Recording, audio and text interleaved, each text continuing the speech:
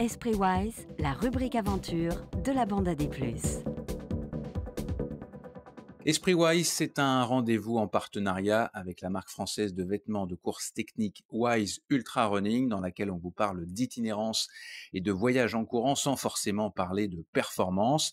Je reçois aujourd'hui Édouard et Gwenaël, deux jeunes trailers de 17 ans, encore lycéens et auditeurs de la bande AD+, qui se sont lancés dans leur toute première aventure. En fait, c'est pas vraiment vrai, c'est une des premières aventures entre potes en autonomie. Ils sont partis de chez eux à Métabier pour rejoindre Annecy par la montagne, plus précisément par le sentier des Crêtes du Jura. Ils ont parcouru 175 km et 7000 mètres de dénivelé positif en 4 jours, et ils avaient envie de raconter leur expérience dans l'espoir d'inspirer d'autres jeunes à sortir un peu de chez eux. Salut Édouard. Salut. Et salut Gwenaël. Bien le bonjour. Comment est né ce projet? Je vais te poser la question, Édouard, parce que je pense que c'est toi qui es l'initiateur de cette aventure. Ouais, donc voilà, ce projet, j'avais vu sur Strava un parcours de casquette verte et ça m'a donné l'idée. Du coup, je lui ai mis un petit message et il m'a dit qu'on pouvait réutiliser sa trace qui allait jusqu'à Annecy en partant de Métabier. Et je m'étais dit que c'était sympa parce que nous, on habite à Métabier, donc ça faisait une aventure un peu depuis la maison, quoi. Et d'ailleurs, toi, tu es à Pontarlier et c'est Gwenaël qui est à Métabier. Et pour débuter votre aventure, tu as à peu près 20 kilomètres et tu as voulu être jusqu'au boutiste. Tu es parti de la maison, enfin de chez toi, à pied pour rejoindre Gwenaël avant de partir sur votre aventure. Ça t'a pas paru plus que ça extraordinaire, quoi. Non, bah, je m'étais dit que c'était une petite journée au début pour commencer, me mettre en jambes, et que c'était dommage de pas partir de la maison. Donc 20 bornes, je me suis dit, ça me fait une petite journée pour commencer. Gwenaël, toi, t'es trailer, t'es même triathlète. Alors vous aviez, c'est pour ça que tout à l'heure j'ai bogué un petit peu en disant que c'était la première fois, pas tout à fait, parce que vous avez déjà fait des petites choses ensemble, notamment vous avez fait à peu près un 40 kilomètres dans la nature déjà. Ça vous permettait déjà de voir si vous entendiez bien ensemble sur les sentiers. Euh, Toi, quel a été ton rôle dans la structure, dans la conception de ce projet-là? Moi, mon rôle, ça a été vraiment de valider le projet et puis de suivre Edouard, d'être en tant que coéquipier, de le soutenir. Et puis, j'avais envie de faire ce projet parce que j'avais envie de sortir de chez moi et ça me paraissait être un bon projet. Donc, j'ai suivi Edouard et je l'ai accompagné. Je lui ai donné, enfin, on a fait les listes de matériel ensemble et voilà. Vous êtes basé sur quoi? La liste de matériel, vous n'avez pas encore une expérience incroyable. Je sais que vous avez tous les deux une petite envie de faire de l'ultra plus tard, mais vous avez jamais fait d'ultra. Comment vous avez constitué votre matériel obligatoire? Gwenaël d'abord et puis peut-être Édouard ensuite. Pour commencer, on a fait une liste du matériel qu'on pensait nécessaire, enfin vraiment utile. Donc on a mis d'abord la nourriture, tout ça. C'est Edouard qui a géré en prenant du lyophilisé, donc le matin et le soir. Et moi, j'avais une carte cadeau enfin pour acheter chez Migros. Du coup, on a acheté les provisions dès le premier jour.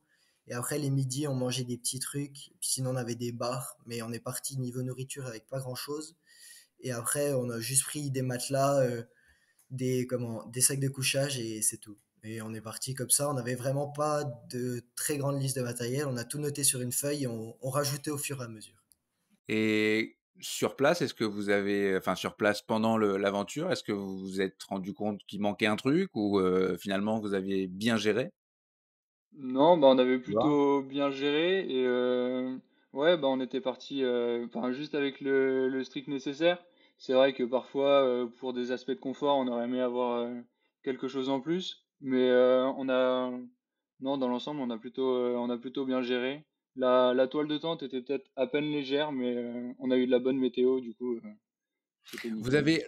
L'objectif n'était pas de faire la trace, les 175 kilomètres d'un coup, hein. Vous aviez déjà prévu de dormir. L'idée, c'était d'arriver au bout. Surtout, c'était de faire la trace. Vous saviez déjà que c'était 4 jours votre plan, mais je crois que vous avez d'ailleurs eu un petit vous avez dû entre-temps revoir un petit peu la trace, c'est ça, Gwenaël? Oui, oui, bah, de base, on avait prévu de faire les 180 kills en 4 jours, mais on s'était laissé de la marge. On avait dit si on fait en 5 jours, c'est pas très grave. Mais oui, on a eu des soucis vu que les premiers jours, on n'avançait pas au rythme qu'on voulait et puis on n'arrivait pas à rattraper le retard. Donc, pour filer à Annecy, on n'avait plus beaucoup de force. On a dit, oh, on va tout droit au lieu de faire un détour par le. C'était le montant, il me semble, Edouard, c'est ça? Ouais, enfin non, c'était une montagne à côté d'Annecy, oui, ça faisait un petit détour. Et pour le dernier jour, on a décidé de couper parce que à cause de la trace GPX qui donnait pas tout à fait les bonnes distances, et ben on avait mal un peu estimé. Mais enfin, on n'a pas recoupé de grand-chose. Est-ce que vous pouvez me décrire un peu le paysage? Qu'est-ce que vous avez traversé depuis Métabier jusqu'à Annecy? C'est quoi les... Vous n'êtes pas obligé de tout me dire, mais qu'est-ce qui vous a le plus marqué, on va dire? Allez, Édouard d'abord, puis Gwen. Les paysages, c'était quand on était sur les crêtes du Jura, c'était vraiment super beau. Il y a des moments où oui, on était dans des pâturages et juste à côté, on avait le lac, on voyait Genève et le jet d'eau. Et à un moment, près du col de la Faucille, on est arrivé dans des espèces de petits ravins avec des pierres. Et c'était vraiment, on s'attendait pas du tout à voir ça à cet endroit-là. Et c'était en fin de journée, et ça nous avait vraiment surpris et c'était sympa, ça nous a donné un petit coup de boost. Gwenaël, est-ce que tu as un truc à rajouter dans ce que tu as aimé? Bah ouais, bah c'était vraiment les montagnes du Jura. Donc d'un côté, on avait vu sur toute la France, tout le Jura, magnifique, toutes les montagnes, et de l'autre côté, l'étendue, la Suisse, le lac, vu même sur les Alpes.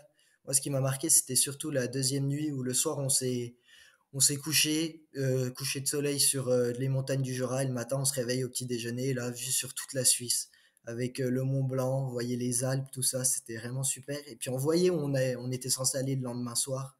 Donc ça motivait aussi, on voyait constamment où est-ce qu'on devait aller. Donc c'était vraiment bien. Est-ce que vous avez essayé de vous rappeler d'avant de partir? Vous étiez dans quel état d'esprit? Est-ce qu'il y avait la certitude que vous iriez au bout?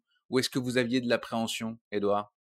Bah oui, c'est sûr, il y avait un peu d'appréhension parce qu'on savait pas comment on allait réagir sur plusieurs jours. Parce que nos anciennes aventures, c'était sur un jour. Et il y avait aussi un peu d'excitation parce qu'on avait fait ça, préparé ça pendant toutes les vacances. Et là, c'était vraiment à la fin. Et on se disait qu'on voulait pas on voulait pas rentrer bredouille. Du coup, il y avait vraiment de l'excitation. Je pense la dernière nuit qu'on a passée dans la maison, on n'a pas dormi beaucoup parce qu'on était chaud bouillant, quoi. Gwenaël, il n'y a pas un moment au cours des 4 jours où vous vous êtes dit: «Ah, ça va peut-être pas le faire»?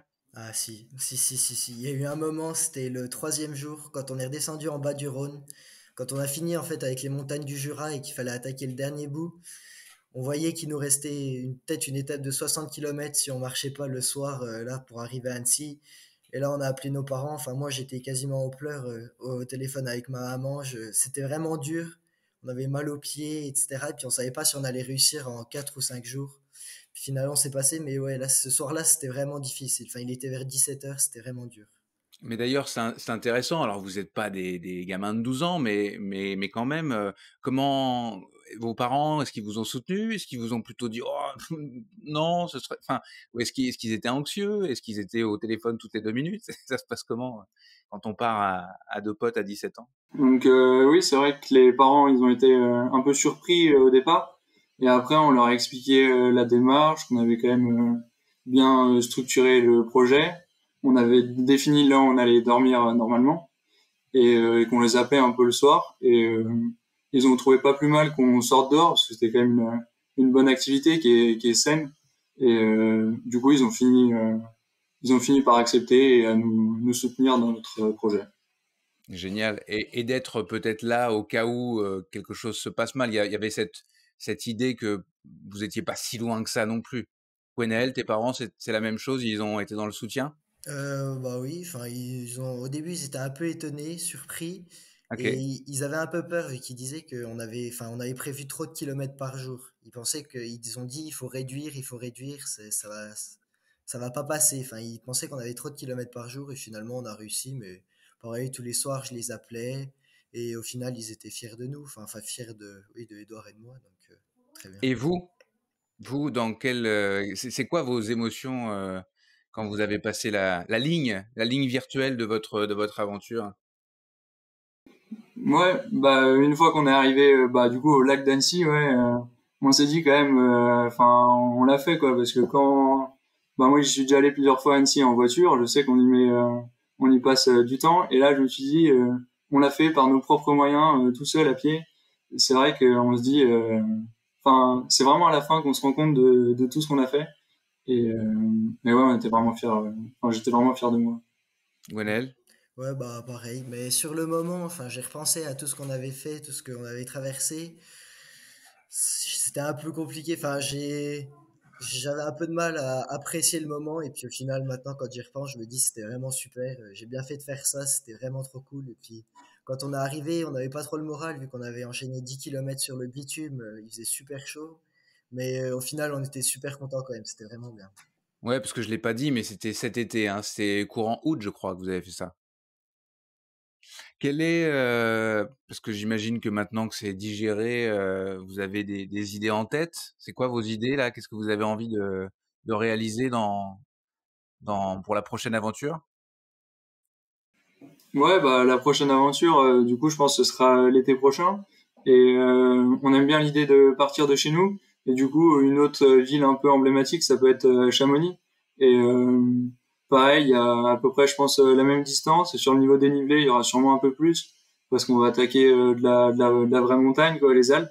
Mais je pense que ça peut être une suite logique et ça peut être vraiment, vraiment sympa. Et Gwenaël t'embarque, hein? C'est Ouais, ça, hein? bah, moi j'irai très bien volontairement avec lui, ça peut vraiment être bien. Et puis sinon, pourquoi pas, moi je dis refaire Métabie Annecy, mais en courant, enfin en moins de 4 jours, tout en Ah, c'est courant. d'optimiser tout pour, dans une visée de performance. Toi, tu es un peu performant, hein, Gwen, hein, tu aimes bien, tu as pratiqué tu fais du triathlon, tu as notamment participé à la YCC, l'été dernier avec une belle 12e place le 2e jour, c'est pas mal. Hem, justement, vous m'avez dit en off tous les 2 que vous aviez envie de faire de l'ultra. Aujourd'hui, vous avez 17 ans, on peut pas faire d'ultra à 17 ans. C'est quelque chose qui vous frustre? Vous êtes bridé en ce moment, c'est ça, hein? Bah oui, enfin pour ma part, je me sens un peu bridé, même si je me lancerai pas demain sur un 175 kilomètres, mais attaquer sur du 50, sur des montagnes sympathiques, tout ça, j'aimerais beaucoup. Mais en France, on peut pas. Donc, moi, je vise la Suisse cette année avec potentiellement 250 kilomètres pour apprendre pour apprendre petit à petit et finir sur des 175 d'ici quelques années, je l'espère. Pourquoi, Édouard, cet, attrait de l'ultra? Et toi aussi, là, tu as déjà fait un 50 kilomètres à la Swiss Canyon Trail parce que avant 20 ans, enfin, aujourd'hui, vous êtes limité à 10 kilomètres, c'est ça, sur les C'est trails? ça, oui, moins de 10 kilomètres, enfin 10 kilomètres pour les moins de 18 ans. Et oui, bah ce que j'aime bien dans plus on allonge la distance, plus on rallonge le temps en montagne. Et moi, enfin si je pratique le trail, c'est parce que j'aime bien être en montagne. Et je trouve on va chercher plus du dépassement de soi dans les longues distances. Il y a toute une partie du mental et je trouve que c'est sympathique cette distance-là. Et, OK. Je termine avec, un point qui m'a intéressé. En fait, c'est Édouard, c'est toi qui as écrit, en tant qu'auditeur à Distance Plus et le mot que tu enfin, ce qui m'a convaincu, même si je trouve que votre aventure est géniale, c'est que tu dis: On aimerait éventuellement, inspirer d'autres jeunes ou leur donner l'idée plutôt de eux aussi sortir de chez eux, puis d'aller faire des aventures. Alors pas forcément 175 kilomètres, mais ça c'est quelque chose qui pourquoi vous avez envie de ça? Parce que vous constatez qu'autour de vous, vous êtes un peu marginaux et que ça bouge pas tant que ça, quand on a 17 ans? Bah oui, c'est exactement ça. Enfin, quand on l'a dit, tout le monde un peu nous a pris pour des fous, etc. Et on l'a fait, on a montré que c'est possible. Et oui, ce que j'aimerais bien montrer, c'est que bah tous ces jeunes-là, il suffit de sortir de chez soi. Nous, on n'a pas fait une grande course, on est juste sorti de chez nous, on a marché et ça, on a vécu quelque chose d'incroyable qu'on pourrait pas. Enfin, c'était que dans ces conditions-là qu'on pouvait vivre ça. Et ouais, je trouve que c'est important de le partager et on s'est dit que motiver d'autres personnes, on a vécu quelque chose d'incroyable, on aimerait bien que d'autres personnes puissent le vivre. Et puis finalement, c'est que du positif, Ah Gwenaël. oui, ah oui, oui, c'est que du positif. Enfin, moi, j'ai vraiment le souvenir. Enfin, j'étais quand même pas mal sur mon téléphone, comme pas mal de jeunes. Et là, j'ai vécu 4 jours sans mon téléphone. Et je suis revenu, j'avais presque pas envie de rallumer mon téléphone, tellement j'étais bien en montagne, tout ça, à observer juste les paysages, à profiter. Vraiment, j'avais plus d'utilité avec mon téléphone. Enfin, c'était vraiment le bonheur. J'avais plus envie de le rallumer, plus envie d'aller sur les réseaux sociaux, tout ça. Vraiment, Bon, bah, 4 jours sans téléphone, c'était vraiment. Waouh. vous avez finalement fait le même constat qu'Inoxtag, quoi. Ouais, un peu. C'est peut-être que ça doit être vrai. Voilà, Ouais, c'est je pense ça. qu'il y a une part de vérité, c'est sûr. Bon, bah, en tout cas, on va vous souhaiter, les gars, de belles aventures pour la suite. Bon courage pour les cours en attendant. Et bah, merci d'avoir frappé à la porte de la bande AD+. Moi, je suis ravi d'avoir pu discuter quelques minutes avec vous et j'espère que vous allez en inspirer d'autres. Alors, à bientôt. Bah, merci beaucoup. Merci. Et pour explorer les produits techniques haut de gamme et très sobres esthétiquement de Wise, je vous renvoie au site web wisetrailrunning.com. Et en passant, la petite nouvelle, c'est que les équipements Wise seront bientôt disponibles aussi en boutique spécialisée. La bande AD+, présentée par Nicolas Ferret.